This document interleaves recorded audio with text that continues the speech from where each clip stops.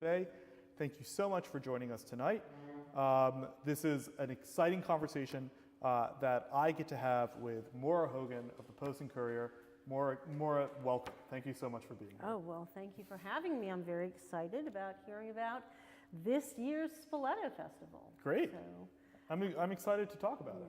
And so you would consider this really your first fully formed Spoleto with your imprimatur on it?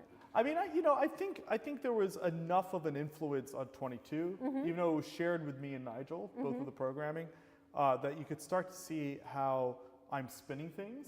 But even in this festival, there are still some, like, one or two holdovers from the pandemic that we finally got into this period. And I'll talk about them. I mean, and some of them are artists that I've been incredibly passionate about for years, and I've been really trying to get here and tried to get them in 2022. And some of them were not comfortable about traveling during COVID, so on and so forth. But now things are opening up even more, and they feel a little bit more comfortable. Okay. Any takeaways from your first festival last year? The highs, the lows, the let's try something different, or let's keep that? A friend of mine, and I said this during the festival last year, a friend of mine who has run a festival in Europe once told me that a festival is a series of catastrophes. And that it's all happening backstage, and you just have to sort of kind of be, unfazed, unflappable, dapper, so on and so forth. And he is not wrong. I think that the incredible energy that this festival produces, not just in Charleston, South Carolina, but in Charleston and really for the whole world as a kind of magnetic draw to this incredibly evocative city that is archaeological in its social, cultural, and historical layering, is one of a kind.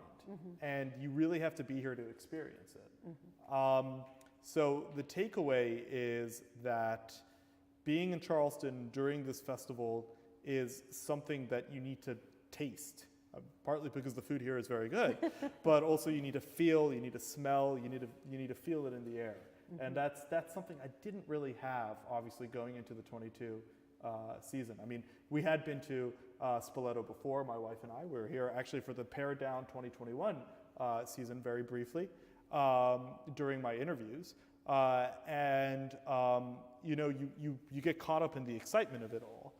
And I've also been a creature of festivals. I've attended several festivals in Europe and the United States as part of my education as a musician. But something about this festival and being in this position, and there are people in the audience here who worked at this festival in 2022 and are still staying on somehow, thank God, God bless you, for 2023. It's a whole season of activity in 17 days across all performing art disciplines. There's nothing like that. It really is all-encompassing. And it's intense under the best of circumstances, but then when you layer last year, which was emergent from a pandemic, emergent from a social justice movement, still with all of the logistical complexities going on with mounting a show. And one show at least, right, couldn't actually make it That is correct. to the festival because of supply, was it supply chain or? Yeah, one thing that I think we all learned during the pandemic is that we have been so fixated on efficiency, and efficiency is really about extracting capital as effectively as possible, that we have left ourselves no margin for error if there is a worldwide calamity. And the craziest things are impacted, like trying to get a life-size puppet whale from Europe to America, a life-size puppet Moby Dick from France to Charleston, South Carolina. And so you don't really think about how these things are affected, but they and other things had enormously impacted the festival in 2022. Certainly in terms of costs and the increased cost of production material, increased cost of labor. That's still an effect that we are feeling in 2023 and probably will feel for some time to come. Okay. One last question about 2022, and then Go we'll for it. move on to 23. When in going through that 17 days, from your perspective, what was the festival at its best, at its finest? When it really achieved what it set out to achieve? If you could pick one production or moment that resonated with you. I wish I had a canned answer, because it would make me seem so, in touch with myself and retrospective. I don't know if I had the chance for such introspection. But I mean, I think the obvious answer is the opening of Omar, because that was such a long time coming. That was a project that had been in development since 2019, with the intention of having its world premiere, I think even earlier than 2019, with the intention of having its world premiere in 2020. It was, paused by the pandemic, sort of held in stasis, and then, had gone through so many different iterations. Its initial vision, and I mean iterations in terms of its staging, how it looks and feels, not iterations in terms of how it was composed and its libretto, although that did also develop through the pandemic. Initially, it's 2020 imagining on stage, and then there was sort of the possibility that it could be a purely digital work, and then there was the possibility that it would be, a socially distanced work, and, by the time I got here in October of 2021, we made the decision to actually really come to terms with what it was as an artistic work and make some changes to the artistic team, to the staging team. And to me, to go through all of that, get to the very, very final stages, and then have Jamez injure his knee in that Wednesday dress rehearsal, which will forever live in infamy. I was just like, how are we going to get through this? And I think we also had a COVID sickness backstage with our main flywall person, and it was just like, you go backstage, it was like a skeletal crew. It was like, I don't know how many people are familiar with Pirates of the Caribbean, but it felt like the Black Pearl, and just tired crew hands, trying to make this thing, willing this thing into existence. And we did it, and it was a joyous, generous, magnanimous experience of true communion, for this city and for the people at this festival. And just to see that happen was incredibly emotional. So that's the obvious answer. But I think for me, the less obvious answer was the entirety of chamber music. To just be there and witness time and time again Jeff Nuttall's majesty, his ability to string together all of these different, ideas about visual art, about different composers, about creating this kind of mosaic of sound and ideas right in front of you, and doing it with joy, with insouciance, with boyish charm, with a kind of devil-may-care rock star attitude. And Jeff was on the transition committee, and we became very, very close, and became a very close personal friend of mine, and would speak constantly in the last 18 months of his life. And just to at least have that chance of one festival together meant so much personally to me. Yes. And I guess that is a perfect segue into the 2023 festival, because of course the passing of Jeff Nuttall is something that is very profound for the festival and for the chamber music devotees. And can you speak a little bit, because I know it is on so many people's minds, including myself, about how that transition is going to roll out? Yeah, I've said a few times when I have spoken about Jeff's passing that it's so hard to decouple the institutional from the personal. And Jeff was one of those people that embodied the spirit of the festival, its sense of adventure, its omnivorous tastes in art. He's truly an artistic agnostic, which is to say that he would take anything that came at him and he would truly try and savor it and understand it and synthesize it and perform it, although we had quite some vociferous arguments about late Beethoven. He really did not Pro or con. he did not like some late Beethoven, and I really liked some late Beethoven. To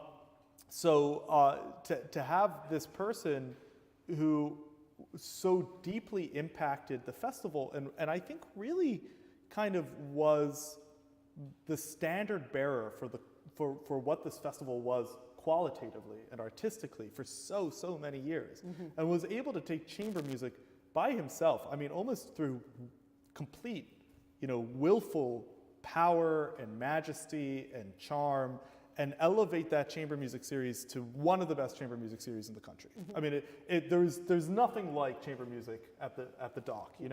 It's people who are like applauding raucously to Brahms. You don't see this in classical music, with the exception of when I was in Buenos Aires with Daniel Barenboim, and Daniel Barenboim and Martha Argerich were on stage at the Teatro Colón. It was like those Argentinian audiences were like, it was Messi and Maradona. They lost their minds. But to see that time and time again with Jeff just able to break down the strictures that come with classical music. Classical music, everybody is told to do this. Pay attention and behave. And he didn't care about that. He actually hated that. I think he wanted to do away with that. And that kind of adventurism, that's what Spoleto is. To tear away those strictures, to make this a truly democratic enterprise, that anybody could come into that door and enjoy the music.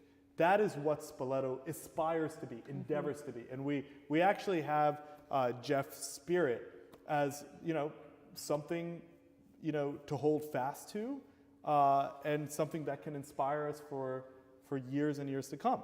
So this year, we are opening the festival with a big celebratory concert in honor of Jeff. That'll be at the Gilliard with a full orchestra, and all of the chamber music stars that you know and love will be performing at that concert. And you should expect programming that is basically, as eclectic and fun and exciting as you would from Jeff, with new music, with old music, with Haydn, and maybe even with some, Stevie Wonder or Journey. That's what Jeff is. So we want to find that way to honor him in the biggest way possible. And so we're gonna open the concert up open the festival up with that concert, and then we are creating a fund in his honor, a legacy fund, which will fund all of the activities that Jeff was so passionate about. Chamber music, all of these interdisciplinary creative ways of thinking about chamber music and art and creating new art, and of course, education, making sure that those doors are open for people to come in and experience Brahms and see Beethoven and Haydn in a new light, alongside, Otis Redding. So to me, that's what Jeff embodied, and he and Spoleto, they're intertwined. So we're opening the festival with this concert to celebrate Jeff, and then the entire chamber music series will be an ongoing celebration of Jeff. We're going to have all of the musicians that you know and love that are close to Jeff, that are effectively Jeff's musical family, perform in the festival this year, and the whole series is sort of partly inspired by Jeff and also partly directed by Jeff. You know, he actually put some aspects of it together. Oh, did he? So it's a little bit of Jeff's last sort of hurrah. Now let's talk about the backdrop. The single most controversial decision of Spoleto in 2022. Well, you know, a lot of the devotees have a hard time making changes, which is what is wonderful about Spoleto, is that if you encourage people to sort of open your mind and experience it, they do come around. But that first year is always difficult. Now, my understanding is that Jeff was the one who had championed this new backdrop. And it was, you know, it is created by a local but very nationally renowned artist, Fletcher Williams III. I engaged with it when I went to chamber music. It's wild because it changes with every light gel that you put on it. It changes with every piece of music that you put on it. It's an extremely active, engaging experience, and I wrote a little bit about, you know, encouraging people to open their mind. How was it received, and what was Jeff up to with this? So that was one of the first things Jeff told me. So I should say as well that, like, Jeff partly convinced me to take this job. Not that I had needed much convincing. Like, I was very excited to take Spoleto, but like the fact that he was there, that he was part of the transition committee, that we talked this through, was part of the reason why, you know, I did take the job, because there were such incredible artists like Jeff that I'd have the opportunity to collaborate and imagine and commission with, you know, for the foreseeable future. And everything Jeff did was just with such searing intensity, and that's also true of our friendship. One of the first things he told me was, what are we going to do about that chamber music drop? He's like, I've been petitioning to move on from it for years, and now I think we can finally do something. And me coming in blind, you know, not really knowing the 20, 30, 40-year history, well, knowing it as it is written, but not experiencing it and understanding sort of the interpersonal dynamics, was just like, oh yeah, let's get rid of it. No problem. No one will care. Yeah, sure. So we thought about who we wanted to commission for it. And, you know, Jeff was really interested in the dynamic and interplay between visual art and music. It's something that, you know, was clearly at the forefront of his mind. And he wanted that element to somehow come in to the festival and somehow come into the chamber music series. And Jeff was also someone that was incredibly inspired by nature, about the world around him. You know, well, one thing that Jeff and I had in common was that we both loved biking in cities. Mostly, sometimes in cities that, you know, we had no business biking in, but we both loved biking and cycling. And I think Jeff was incredibly sensitive to the world, the visual, natural world around him.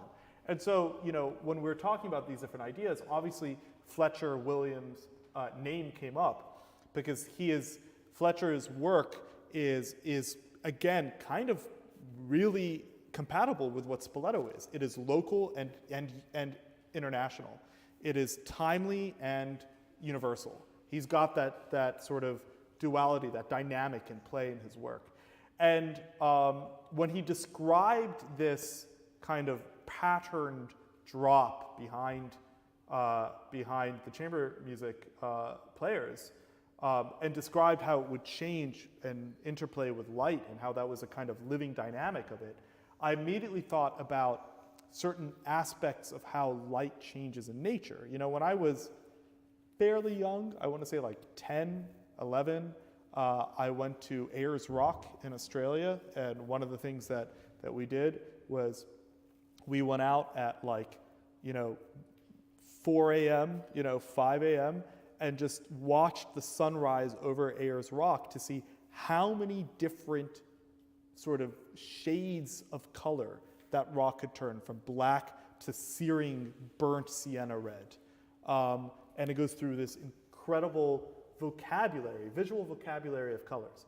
And I'm like, that is the thing that you get in nature, with that gradually changing light, that everything that we are developing in AI right now still can't really do. ChatGPT still can't do that. So So that's what I saw with Fletcher's work, that there was this aspect of the moving interplay of light and color that you see in nature in some of these incredible sort of natural formations.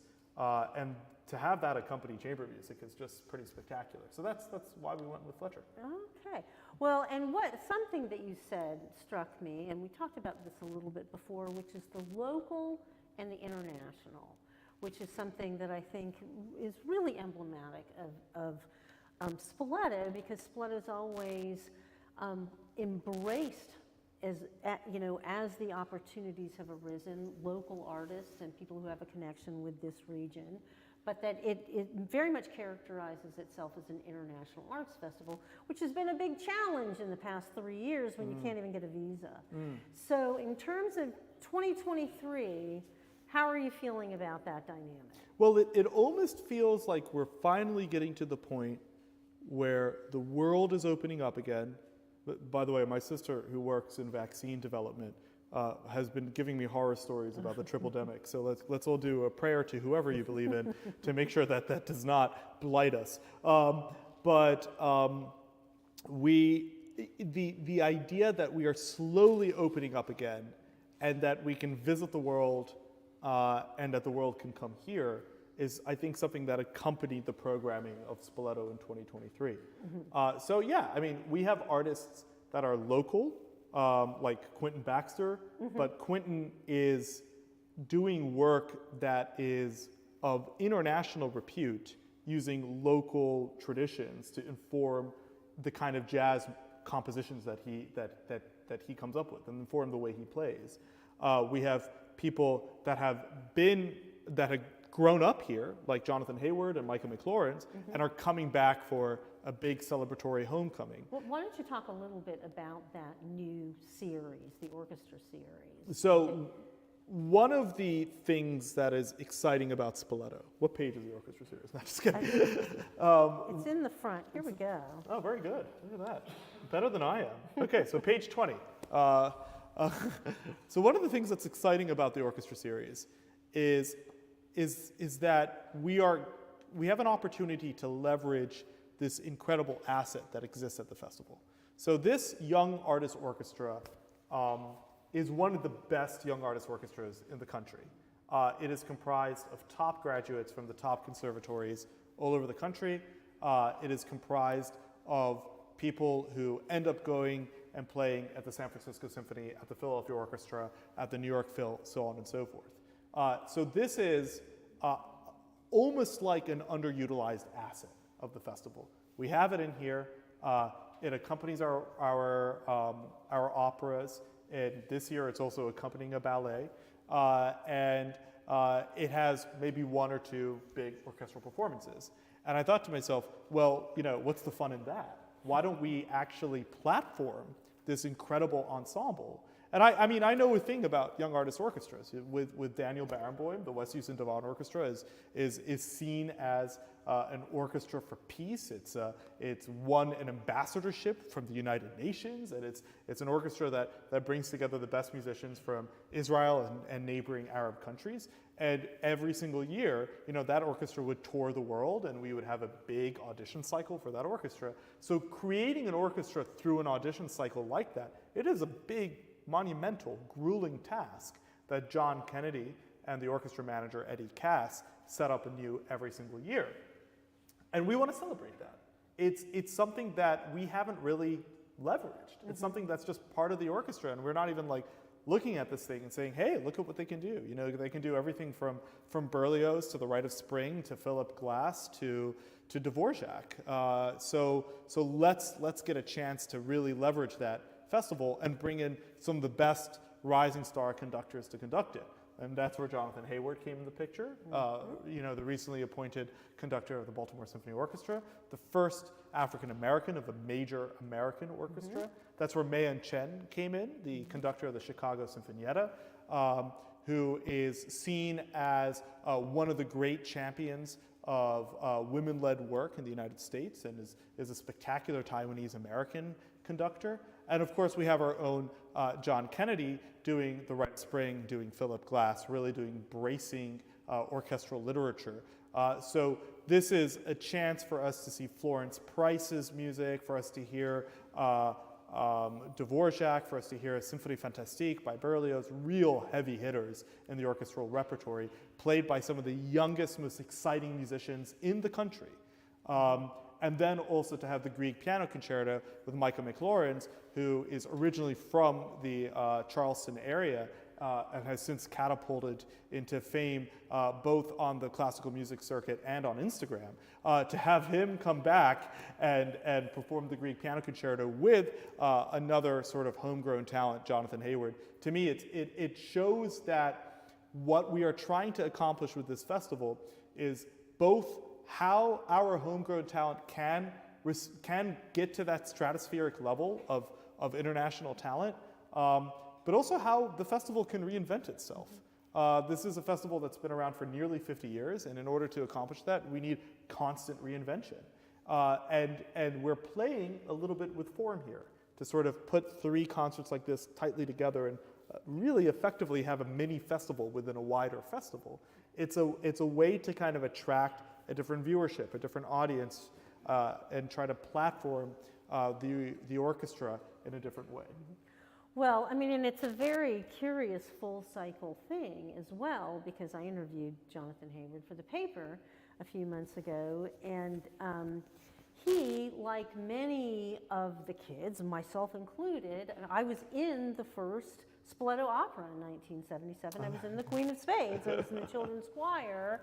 Jonathan and I talked about that. That Giancarlo directed, correct? Yeah. Yeah. And the Westminster Choir, one of the choristers sent me, they went off to Spoleto, Italy after that and sent me a postcard from Spoleto, Italy, and it was on my refrigerator, our avocado-colored refrigerator in the 1970s for years. But Jonathan his mother worked at Sweetwater Cafe down on Market Street, and he remembers all those Spoleto artists and what an impact it had on them. And one of and he was, working with Charleston Symphony. He was a member of the festival of the Spoleto Festival. Right, and one of the main reasons from my, copious reporting on Charleston Symphony that Charleston Symphony is at the level it is because so many of its musicians first came here to be in Spoleto. Yeah.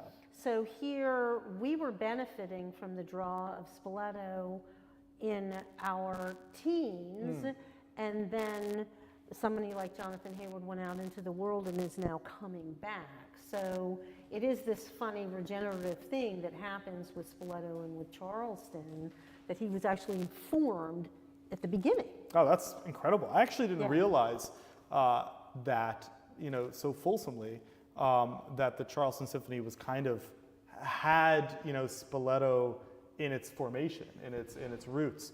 I can't say entirely, but at least kind of and the College in terms of zeitgeist and in terms of ethos, one of the main ballet companies here forever, Bob Ivy, he came to Charleston because he came by way of performing in one of the first Spoleto productions. Well, I think that's how you create a cultural ecosystem. Yeah, exactly. So that local and international, which we were talking about, which bears out, that also, there is some resonance in, we should probably talk about the Spoleto Festival chorus, since it's the same model as the orchestra.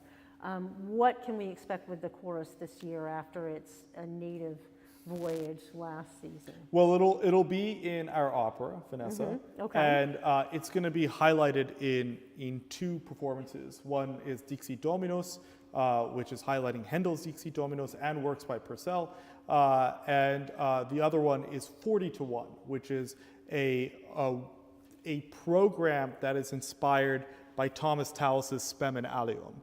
So Spem and Allium is a piece that was written in, High English Renaissance, I'm going to say the mid-16th century, something like that.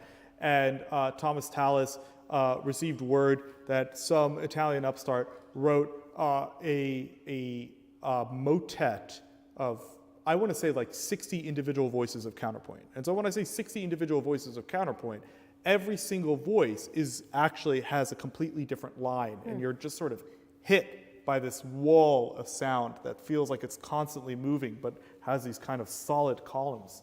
And Thomas Tallis said, well, and first of all, I think that motet was probably not very good. I mean, we don't perform it anymore, so it wasn't very good. It was also a shorter motet. I think it was like, 5 minutes long or something like that. And so Tallis was a composer, I think, in the court of Henry VIII. He said, let me one up these, Italians and show them what the English Renaissance is all about. And he came up with this incredible motet called Spem in Alium, which is for 40 individual voices of counterpoint. So the whole chorus is split into 8 different choirs, and each choir has 5 voices. Wow. And they kind of interweave, and then there's huge sort of solid blocks of sound. And this kind of hyper intense contrapuntal polyphonic writing was something that existed in the Renaissance and didn't really come back until the 20th into the 21st centuries. And so what Joe Miller is doing, who's our resident choral conductor, is he is taking Spem in Alium and he is whittling down those 40 voices into eventually one voice through the music of Thomas Tallis, Caroline Shaw, David Lang, and eventually, you're left with one voice. So it's a really cool concept of oral density, and it sounds relatively abstruse, but I assure you that the effect is remarkable. Just going to hear Thomas Tallis' Spem in Alium, it's not something that is performed often. Although in Oxford they did perform it every year, but they're show-offs.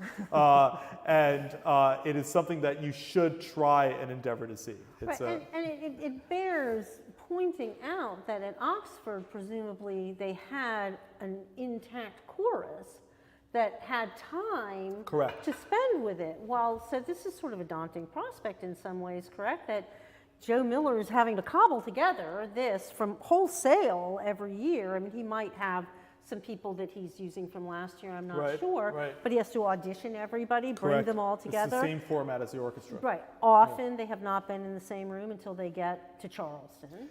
So there are good things and there are drawbacks. So the good thing about building from scratch a festival chorus and a festival orchestra is that you really get to articulate exactly what you want and calibrate that to the repertory that you are programming for the festival.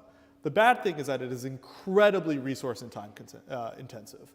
And we have to send people around the country in different sort of spots to audition all of these young orchestral members or young singers to be fellows of our orchestra, fellows of our chorus. The chorus model, I don't think this model has ever been applied to a chorus before. And done in a festival format like this in the United States. So this is really, really cool. And it gives us a lot of flexibility, moving forward to commission more things. It gives us a lot of flexibility to go more into the production route, which is one of the sort of back-end changes that we're working on at the festival to move away from a presenting model, which is sort of having people stop on a tour here. We'll still do a lot of that, to more of a production model, which is creating entirely unique work that is co-produced by different entities.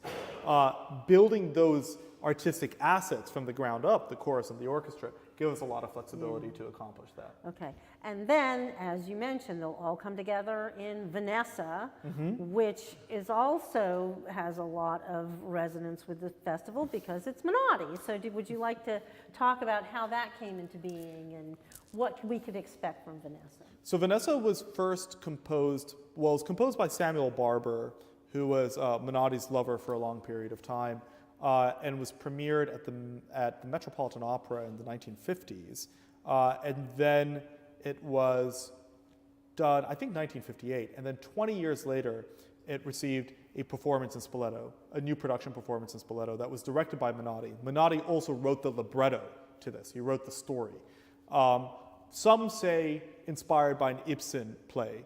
So imagine sort of Nordic psychological kind of angst creeping its way into this lover's triangle while it's all happening in this beautiful kind of this beautiful tumble-down country home manor that actually feels quite Charleston. At least, probably what I'd imagine Charleston to be in the 1980s or 1970s when this piece was first done. So that production in 1978 was a very important production for Spoleto. It was a great performances production. It was a production that was captured by PBS, and it was blasted all over the country. You can still, I probably shouldn't say this on a live feed, but you can still probably find a bootlegged version of it on YouTube. I do not condone such activities, but I know it is out there. And so you can see this kind of incredibly beautiful neo-romantic language at play that Samuel Barber was so effective at composing. Samuel Barber, of course, is probably most famous for writing the Adagio for strings that was a central component to the soundtrack of the film Platoon. But he also wrote a spectacular violin concerto. He wrote, Knoxville Summer of 1915. He wrote incredible orchestral works. He wrote an incredible ballet, Medea. He wrote incredible chamber works. I use the word incredible a lot. Give me someone pepper in another synonym. So to have that as the opera of this festival, Vanessa coming back and reinvent it, because this isn't Menotti directing it. It's Rogila Gaetano, a Romanian British woman directing it. And actually, it's much more from the female perspective, as one would hope, since the title character is Vanessa, and not Anatole, which is one of the men in the opera. So to me, it's a real opportunity to actually recontextualize this work for a modern audience. And it feels really, really Charleston. And it also feels kind of COVID appropriate. A lot of it takes place in a home. That set doesn't really change. It is a beautiful set that feels almost like it's Ingmar Bergman. So lots of shadow play, lots of perspective play. It's one of those sets that create great depth on stage. Whenever you're talking to a director, you know this, of course, they always talk about theatrical ambiguity, which is one thing, and you see that sort of in writing, and you see that in acting, but they also talk about depth, creating this perspective. And this is a production that just has layers and layers and layers to it. So it's a very sort of graceful, stately production, and it's one that I'm very excited about. We actually have to rebuild this production. It was initially premiered in Wexford, at the Wexford Festival in 2016. The conductor who premiered that production is coming to Spoleto, a very well-known conductor named Timothy Myers, who was our first guest for these Patron Talks. So it's a pretty exciting opportunity. And it will be the sole opera, or? It will be the sole opera, but we have a world premiere happening as well, which is kind of an in-between piece that stars Jemez McCorkle, called Poet's Love, which is based on the song cycle Dichterliebe by Robert Schumann, I almost said incredible, a beautiful, romantic, deeply emotional song cycle that is a 19th century song cycle. It's one of my favorite pieces. There's a recording by Fritz Wunderlich that you can find on Spotify. That is the recording I suggest you listen to. And that is, so Jemez and I became friends, during Omar. He was Omar in Omar. He's also quite a presence on Instagram, and he had posted all of these videos of himself playing the piano, and he's a really good pianist. He went to Curtis, and he's an incredible singer, but he can also play. Like he can really tickle those ivories. And he was playing and singing Dichterliebe. Now, I'm a pianist, not as good as Jemez, and you'll never see me play for public consumption unless I have a couple bourbons in me. And I've accompanied, Dichterliebe, and it's complex. It's multiple layers of counterpoint. It's technically very difficult. Now, to have someone play that and then sing it and be able to do all of the mechanics that go into singing, the control, the nuance, the actual physical mechanics of projection. It's the mechanic of interpretation in German.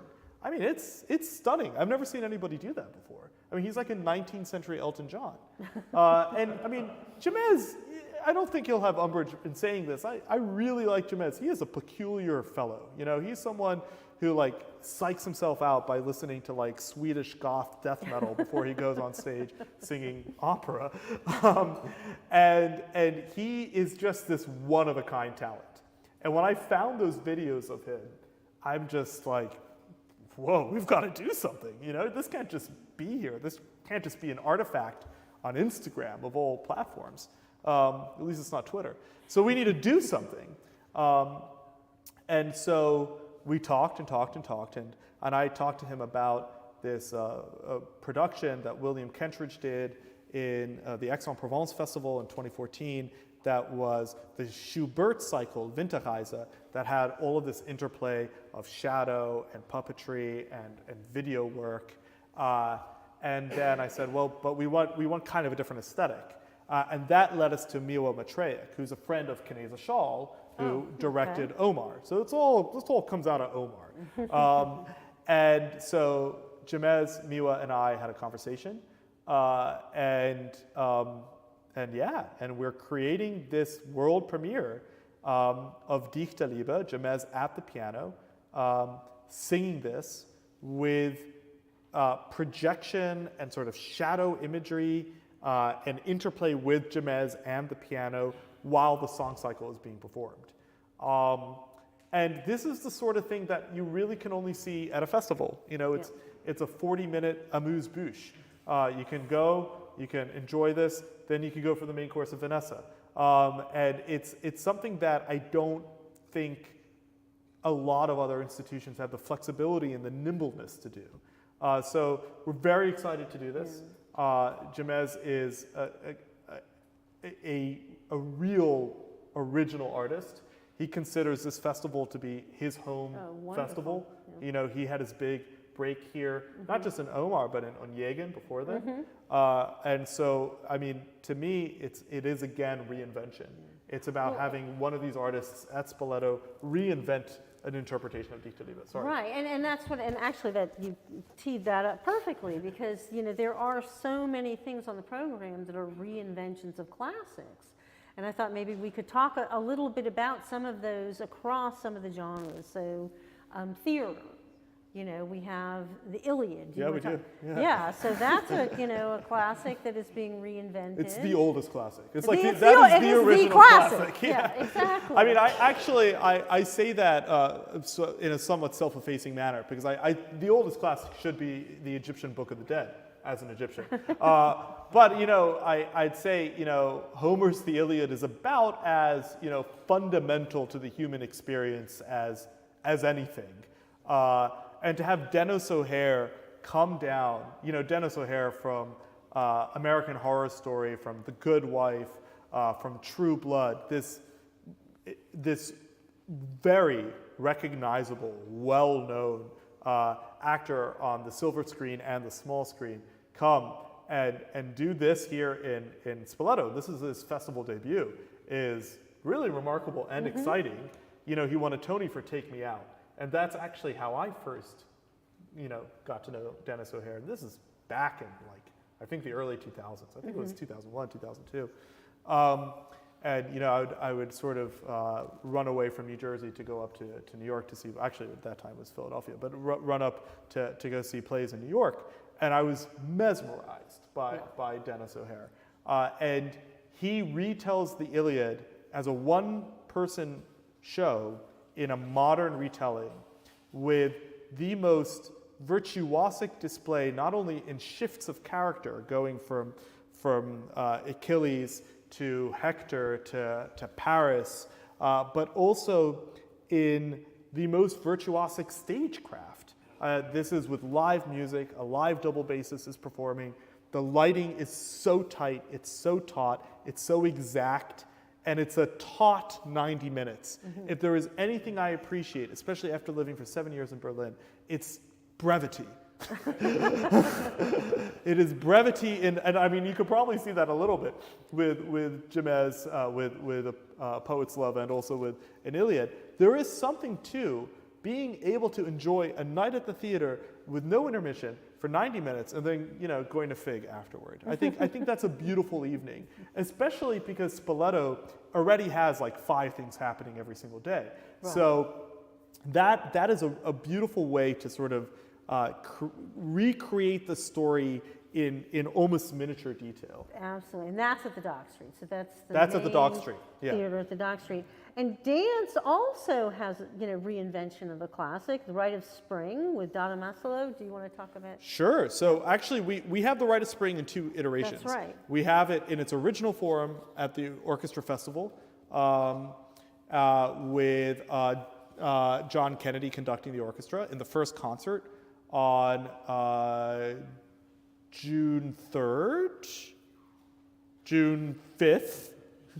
Sorry, thank you. June 5, 7, and 9. Yes, June 5th.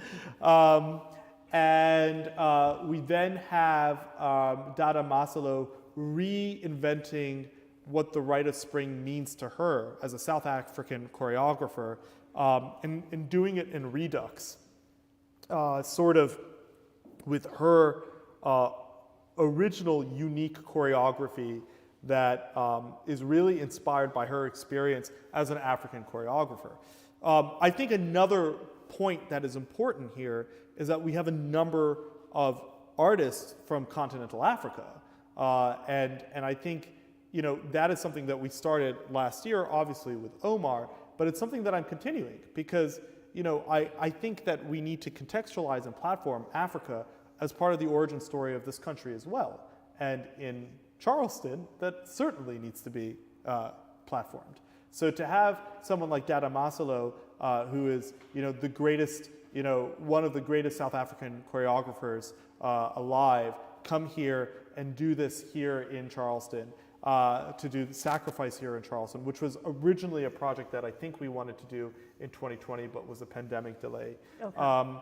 And then to have Abdullah Ibrahim come, another South African pianist who, to me, is a spellbinding jazz pianist. I think one of the greatest pianists alive. To have Kike Kateze from Rwanda come to do the Book of Life. This is all about really thinking of Africa as part of the origin stories of the United States. Okay. And also you have another theater piece that's from Rwanda, the Book of Life. Did you mention that? I did. So the Book of Life, yeah, the Book of Life is with Kike Kateze. It is a work that she is on stage telling the story of the Rwandan genocide, but she does it through, she's almost kind of like a social activist. She talked to perpetrators of the Rwandan genocide and charged them with writing letters to their victims. And then she took those letters and she strung them together into this work. And she is surrounded by 8 female drummers that are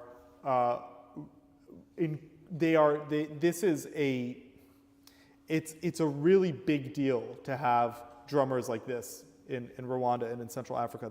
It is a sacred sort of act. It is something that is seen as male only, and she has turned that on its head, calling this group Ngoma, and made it a female-led practice. And she is surrounded with them on stage as she tells the story of the Book of Life. Okay.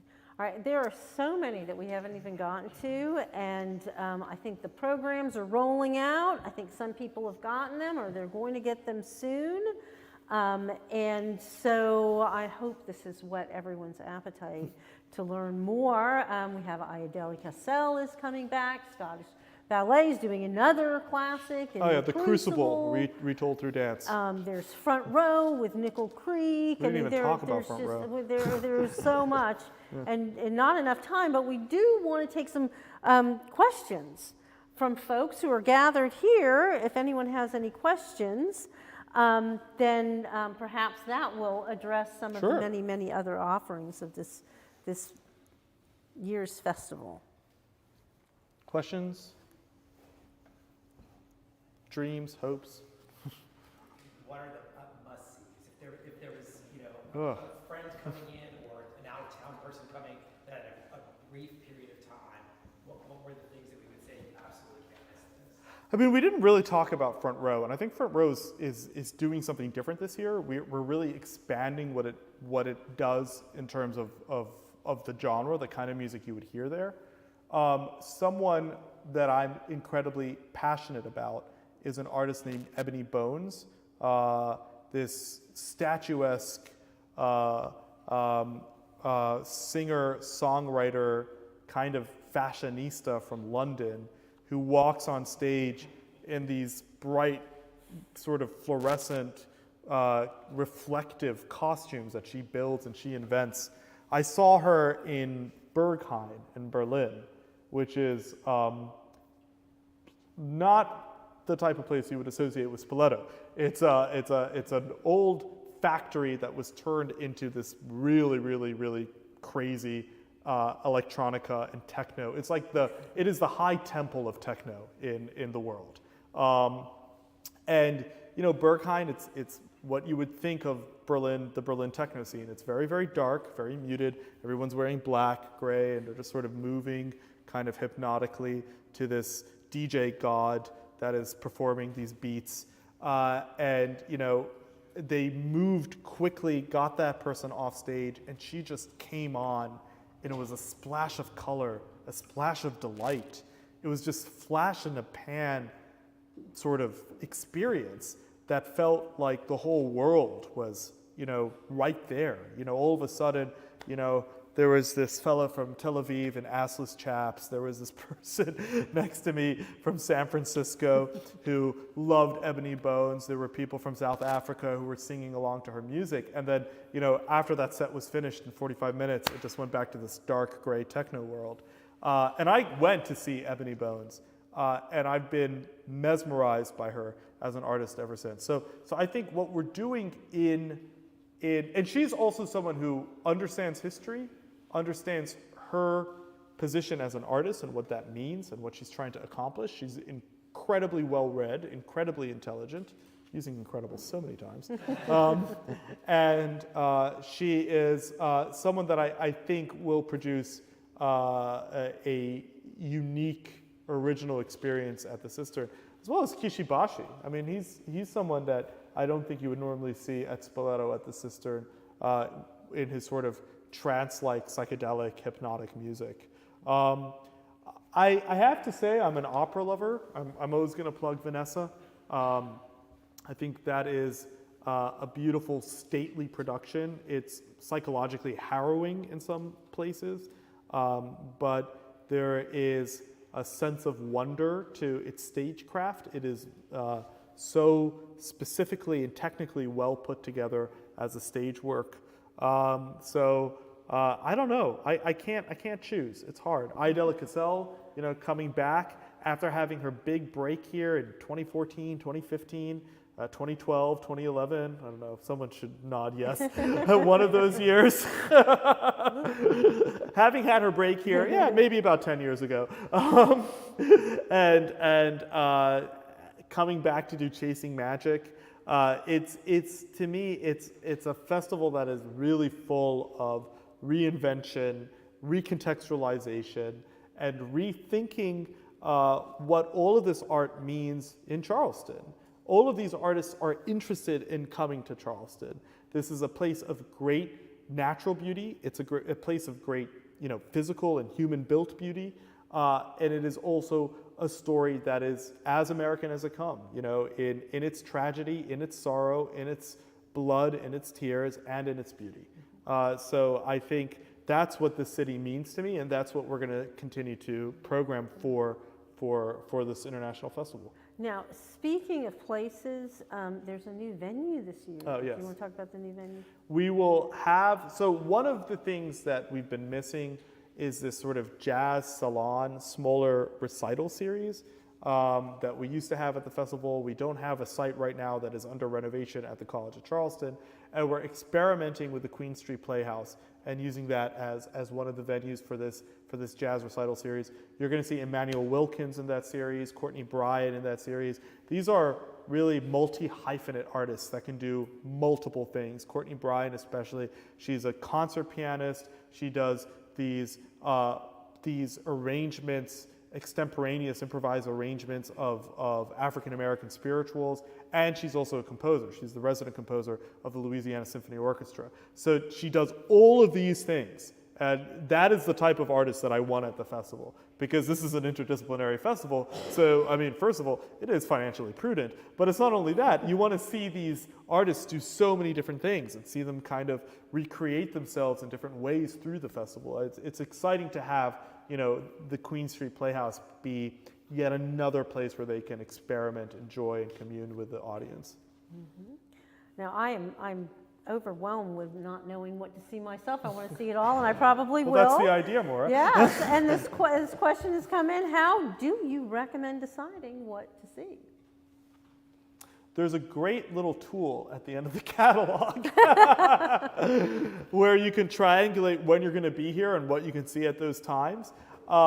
Maybe we'll eventually create kind of like personality quizzes and like match them to, if you're, an INTP, maybe you should go see less theater and more chamber music. But like, maybe we'll eventually get that formula down. But I think you really need to go through the catalog, and what I would charge you with doing is picking 2 things you know that you're excited about, that you really want to see, and 2 things that you have no idea what it is, and it might push and press your comfort zone. And if you don't like one of those things, then you can write me an email. And I happily have a conversation with you about it. But I think the way you take something like this is by being as omnivorous as possible. Do what you like, and then maybe try to push yourself and do what you might not like, or you might think is a little too weird, or might not be in your wheelhouse through that catalog. All right, I have one question that has come in from afar that I'm curious about myself.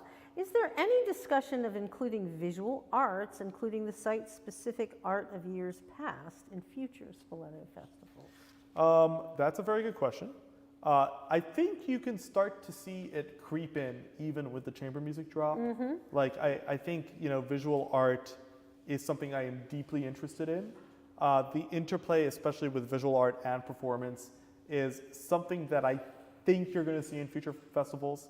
It may even be site-specific. I don't want to give too much away. These plans are very inchoate at the top right now, but we have some things planned for 24, 25 that may involve some of those elements. Okay, wonderful. Anyone else have any other questions? I think that the best thing to do at this point is to crack open this brochure and start getting out your calendar. Questions? Anyone? Yeah. Speak now or forever hold your peace.